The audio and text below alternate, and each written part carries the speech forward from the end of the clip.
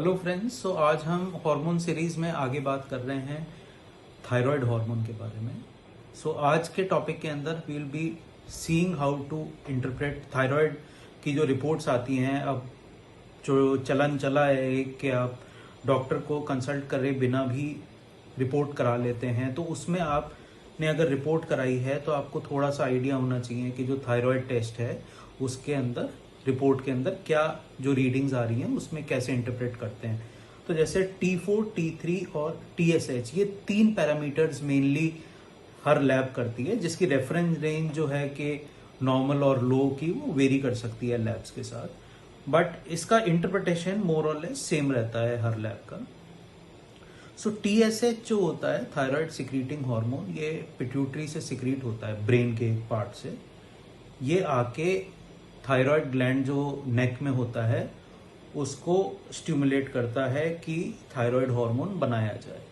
सो thyroid hormone जब वो बनता है तो दो फॉर्म आते हैं। इनिशियल वो आयोडीन के साथ बनता है, एक मॉलिक्यूल T1, फिर T2, T3, T4 ऐसे उसके मॉलिक्यूल्स कंबाइन होते हैं। तो हम T4 और T3 देखते हैं जनरली। T3 जो होता है, T3 मेनली एक्टिव फॉर्म होता है जो कि सारे थायराइड हार्मोन के फंक्शंस करता है बॉडी के अंदर। सो T4 और T3 देखा जाता है। तो एक बार T4 और T3 की मात्रा बढ़ जाती है ब्लड के अंदर तो ये T3 और T4 ब्रेन में जाता है और पिट्यूटरी ग्लैंड को कहता है कि भाई हार्मोन की मात्रा ठीक है, आपकी जरूरत नहीं है, तो TSH लेवल्स कम होने शुरू हो जाते हैं। सो अगर आप ये देखेंगे कि किसी रिपोर्ट के अंदर TSH लेवल बहुत ज्यादा बढ़ा हुआ है, तो बहुत ज्यादा बढ़ा हुआ है तो उसका मतलब है कि ब्रेन बहुत कोशिश कर रहा है कि थायराइड से और हार्मोन बनवाया जाए, बट थायराइड वो हार्मोन नहीं बना पा रहा है। तो इस कंडीशन को कहते हैं हाइपोथायराइडिज्म, मतलब थायराइड कम काम कर रहा है। सो अगर TSH बढ़ा हुआ है और T3, T4 लो है, मतलब हाइपोथायराइडिज्म, थायराइड काम नहीं कर पा रहा है, इस वजह से समस्या आ रही है, जो सिम्टम्स आ रहे हैं। दूसरी चीज अगर है कि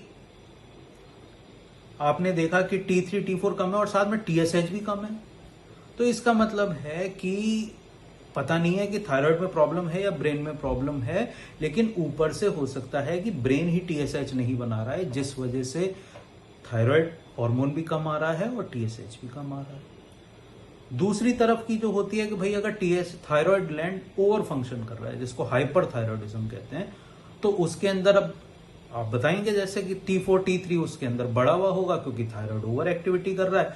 T4, T3 बढ़ा हुआ है तो वो पिट्यूटरी ग्लैंड को सप्रेस करेगा, पिट्यूटरी ग्लैंड को सप्रेस करेगा तो TSH कम होगा उस कंडीशन में। तो ये हमने देखा कि लैब पैरामीटर से हम हाइपोथायराइडिज्म किसको कहते हैं, हाइपरथायराइडिज्म किसको कहते हैं, ये कैसे मालूम कर सकते हैं। सो जनरली अगर आपने देखा कि लैब रिपोर्ट्स के अंदर कुछ भी डिस्क्रिपेंसी है, आपको एक हल्का आइडिया हो गया कोई भी दवाई लेने से पहले। और बाकी ये आपने देखा कि ये हाइपोथायराइडिज्म है या हाइपरथायराइडिज्म, लेकिन उसको ट्रीट करने के लिए इंपॉर्टेंट होता है कि हाइपो और हाइपरथायराइडिज्म क्यों हो रहा है, उसका कॉज क्या है। तो उसका इवेल्युएशन डॉक्टर करेगा कि आपको बताने के लिए कि इसको कैसे डील किया जाए। Alright friends, thank you for your attention. Stay tuned for the new videos that are coming up. Thank you.